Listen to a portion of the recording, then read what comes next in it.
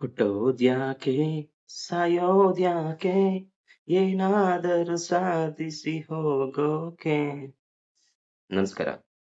ಈ ಸಾಂಗ್ ಕೇಳಿದಾಗೆಲ್ಲ ಏನ್ ಫೀಲ್ ಆಗುತ್ತೆ ಗೊತ್ತಾ? ನಾನು ಯಾವತ್ತು ಸೋತಿದ್ದೀನಿ, ನನ್ ಕೈಲಿ ಆಗ್ತಾ ಇಲ್ಲ ಅಂತ ಹೇಳಿದಾಗೆಲ್ಲ ನಾನು ಈ ಸಾಂಗ್ ಕೇಳ್ತೀನಿ. ಒಂದೇ ರೀಸನ್ಗೋಸ್ಕರ. ಇದು ಕೇಳಿದ್ರೆ ನನ್ನೊಳಗಡೆ ನನ್ಗೊಂದು ಎನರ್ಜಿ ಬರುತ್ತೆ. ಒಳ್ಳೆ ಜನರು ಪ್ರತಿದಿನವೂ ಹುಟ್ಟೋದಿಲ್ಲ. ಈಗಿನ ಕಾಲದಲ್ಲಿ ಈ ರೇಪು, ಮರ್ಡರು, ಕೊಲೆ, ಜಗಳ ಇವೆಲ್ಲ ನೋಡಿದಾಗೆಲ್ಲ ಅನ್ಸ್ತಾ ಇದ್ದೇನೆ. ಆವಾಗ್ಲೇ ಎಷ್ಟು ಚೆನ್ನಾಗಿ ಬರ್ದಿದ್ರು. ಅವಾಗೇನೋ ನಾನು ಹುಟ್ಟಿರ್ಲಿಲ್ಲ, ಒಪ್ಕೊಂತೀನಿ, 1991ರಲ್ಲಿ. ಈಗ ಜನ ಎಲ್ಲ ಅದನ್ನ ರೀ ರಿಲೀಸ್ ಮಾಡಿ ಅಂತ ಕೇಳ್ತಾ ಇದ್ದೀರಾ.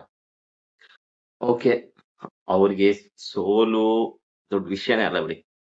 ಯಾಕಂದ್ರೆ ನನ್ನ ಫೇವ್ರೆಟ್ ಫಿಲ್ಮ್ನೇ ಎಲ್ಲ ಸೋಲ್ಸಿದ್ರ.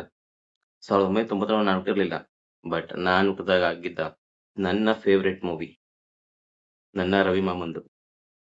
ಇಲ್ಲಿ ತುಂಬಾ ಜನ ಎಲ್ಲಾರು ಅವ್ರನ್ನ ರವಿಚಂದ್ರನ್, ರವಿ ಸರ್ ಅಂತ, ಆದ್ರೆ 90s ಕಿಟ್ಗೆಲ್ಲ ಅವರು ನಮ್ ರವಿ ಮಾಮ. ಏಕಾಂಗಿ ಮೂವಿ. ಆತರ ಇನ್ನೊಂದು ಮೂವಿ ನಾನು ನೋಡ್ಲೇ ಇಲ್ಲ. ಆತರ ಒಬ್ಬ ಕನಸುಗಾರನ್ನ ಈಗ ಮತ್ತೆ ನೀವು ಬೇಕು ಬೇಕು ಅಂತಿದ್ದೀರಾ. ಅವ್ರು ಎಷ್ಟೆಷ್ಟೋ ಮೂವಿ ಮಾಡಿ ಆ ಮೂವಿಗೆ ಆಗಿನ ಕಾಲದಲ್ಲೇ 10 ಕೋಟಿ, ಇವಾಗ ಹೇಳ್ತಾರೆ 4,000 ಕೋಟಿ, 2,000 ಕೋಟಿ ಅಂತ. 10 ಕೋಟಿಗಿನ ಜಾಸ್ತಿ ಆಗಿ ಅದೊಂದು 20-30 ಕೋಟಿ ಆಗಿದೆ. ಈಗ ನಾರ್ಮಲ್ ಆಗಿ ಇವಾಗ ಯಾರೋ ಒಬ್ಬ ಹೀರೋ ಬರ್ತಾರೆ, ಒಂಥರ ಒಂದು ಮೂವಿ ಹಿಟ್ ಆಗುತ್ತೆ. ಆ ಒಂದು ಮೂವಿ ಹಿಟ್ ಆದ್ರೆ ಅವರು ಆಲ್ರೆಡಿ ಮನೆ, ಆಸ್ತಿ ಎಲ್ಲ ಮಾಡಿರ್ತಾರೆ. ಆದ್ರೆ ನಮ್ ರವಿ ಮಾಮ ಆತರ ಆಸ್ತಿ ಗೀಸ್ತಿ ಅಂತ ಏನೂ ಮಾಡ್ಕೊಂಡಿಲ್ಲ. ಅವರೇ ತುಂಬಾ ಸರಿ ಫೀಲ್ ಆಗ್ತಾರೆ, ನನ್ ಮಕ್ಳಿಗೋಸ್ಕರ ಏನು ಮಾಡ್ಲಿಲ್ಲ ಅಂತ. ಈಗ ನೀವು ಮತ್ತೆ ಕೇಳ್ತಾ ಇದ್ದೀರಾ ಶಾಂತಿ ಕ್ರಾಂತಿ ರಿಲೀಸ್ ಅಂತ.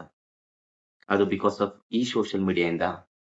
ನಾನು ಎಲ್ಲರೂ ಕೇಳ್ಕೊಂತಿರೋದು ಒಂದೇನೆ, ರಿಲೀಸ್ ಮಾಡಿದಾಗ ಒಂದು ಟಿಕೆಟ್ಗೆ 200 ರೂಪಾಯಿ ತರ ನೀವು ಕೊಟ್ಟು ಹೋಗಿದ್ರೆ, ನಿಜವಾಗ್ಲೂ ಬೇಕು ಅನ್ನೋದೇ ಆಗಿದ್ರೆ, ಬುಕ್ ಮೈ ಶೋಲಿ ಒಂದು ಡೇಟ್ ಅಂತ ಫಿಕ್ಸ್ ಮಾಡಿಸ್ಬೇಕು. ಫಿಕ್ಸ್ ಮಾಡಿಸಿ ಎಷ್ಟು ಬುಕಿಂಗ್ ಆಗುತ್ತೆ ಅಂತ ನೋಡ್ಬೇಕು ಫಸ್ಟ್. ಕರೆಕ್ಟ್ ಅಲ್ವಾ? ಯಾಕಂದ್ರೆ ಆ ವ್ಯಕ್ತಿ ಈಗ 15 ವರ್ಷ ಕಷ್ಟಪಟ್ಟು ಸಾಲದಿಂದ ಆಚೆ ಬಂದಿದ್ದಾರೆ. ಮತ್ತೆ ಅವ್ರಿಗೆ ಮತ್ತೆ ಸಾಲ ಮಾಡಿದ್ರ ನಮ್ಮಿಂದ ನಿಮ್ಮಿಂದ ಆಗ್ಬಾರ್ದು. ನಮ್ ರವಿ ಮಾಮ ಮತ್ತೆ ಬರ್ಬೇಕು. ನಿಜ ಹೇಳ್ತೀನಿ ಕೇಳಿ, ಅವ್ರ ತರ ಇನ್ನೊಬ್ಬ ಹೀರೋ ಸಿಗಲ್ಲ. ಯಾಕಂದ್ರೆ ಒಂದು ಹೆಣ್ಣನ್ನ ಎಷ್ಟು ಚೆನ್ನಾಗಿ ತೋರಿಸ್ಬೋದು ಅಷ್ಟು ಚೆನ್ನಾಗಿ ತೋರಿಸ್ತಾರೆ. ನಿಮ್ಗಳಿಗೋಸ್ಕರನೇ ಒಂದು ಮೂವಿ ಮಾಡಿ ಗೆಲ್ಲಿಸ್ತೀನಿ ಅಂತಾರೆ. ನಿಮ್ಗೆ ಯಾವ ತರ ಬೇಕು ಅಂತ ಅವ್ರಿಗೆ ಗೊತ್ತು. ನನಗೂ ಕೂಡ ತುಂಬಾ ಮೂವಿಗಳು ರಿಲೀಸ್ ಆಗ್ಬೇಕು ಅಂತ ಇಷ್ಟ. ನಮ್ ರವಿ ಮಾಮಂದು ಕನಸುಗಾರ, ಓ ನನ್ನಲ್ಲೇ, ಏಕಾಂಗಿ, ಪ್ರೀತಿಸೋತಪ್ಪ ಇವೆಲ್ಲ ರಿಲೀಸ್ ಆಗ್ಬೇಕು. ಯಾಕೆ ಗೊತ್ತಾ? ನಾನ್ ತುಂಬಾ ಜನ ನೋಡ್ತಾ ಇದ್ದೀನಿ, ಎಲ್ಲಾರ್ದು ರಿಲೀಸ್ ಆಯ್ತು. ಆಗಿನ ಕಾಲದವ್ರದೇನೆ, ವಿಷ್ಣುದಾದ, ದರ್ಶನ್, ಸುದೀಪ್, ಇವ್ರದ್ದೆಲ್ಲಾರ್ದು ಆಯ್ತು. ಆದ್ರೆ ನಮ್ ಬಾಸ್ದಾಗ್ಲಿಲ್ಲ.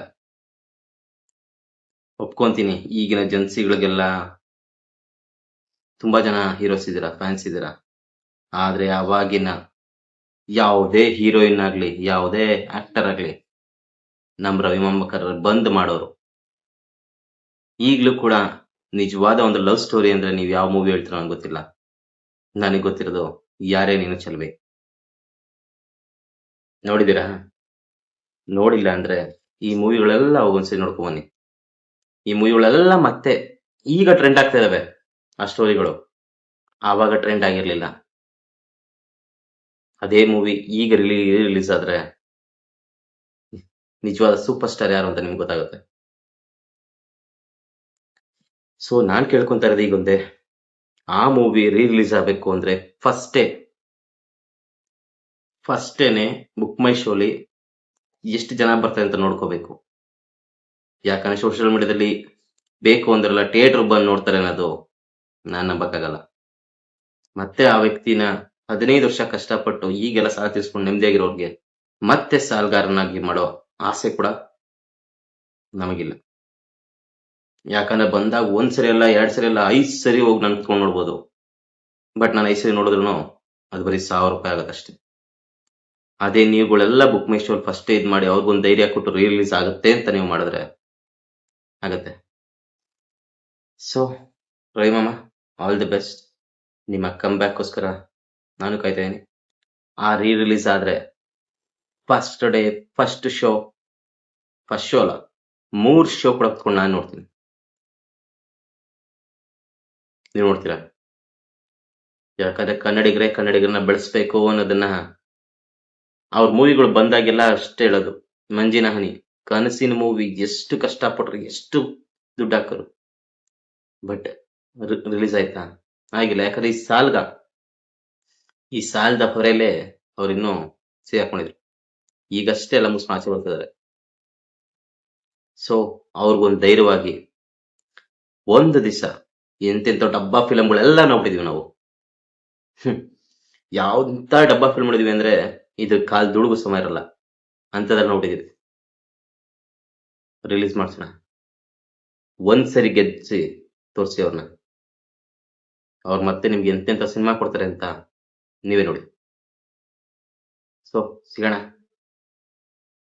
ಕೊನೆಯದಾಗಿ ಆ ಒಂದು ಲೈನು ಸೋತವ್ರಿಗೆಲ್ಲ ಈಗಲೂ ಕೂಡ ತುಂಬಾ ಸ್ಫೂರ್ತಿ ಕೊಡುತ್ತೆ. ಹುಟ್ಟೋದ್ಯಾಕೆ, ಸಾಯೋದ್ಯಾಕೆ, ಏನಾದರೂ ಸಾಧಿಸಿ ಹೋಗೋ